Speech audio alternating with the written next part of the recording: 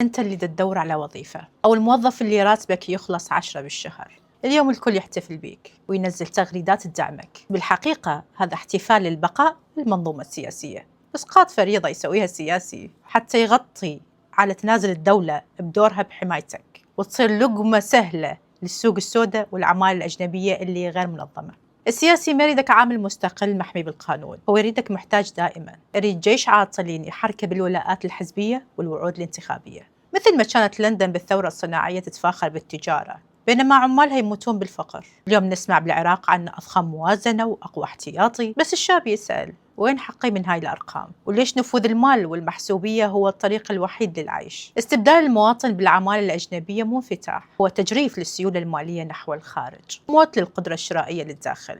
النتيجة هي مجتمع موازي، طبقة سياسية تمتلك كل شيء وطبقة عاملة ما تمتلك حتى حق المطالبة. العطلة الرسمية اليوم والتغريدات المباركة هي سخرية قدر، لأن اللي ما عنده شغل أصلاً من شنو ياخذ عطلة؟ المخرج مو بمكرمة تعيين، المخرج بسيادة قانون عمل يحرر العامل من سيادة الزعيم. السؤال الأخير، ليش المنظومة السياسية تخاف من عامل محمي بالقانون؟ هل لأنه العامل المستقل هو الشخص الوحيد اللي ما راح يحتاج يطرق باب السيد والحجي والآغا حتى يعيش؟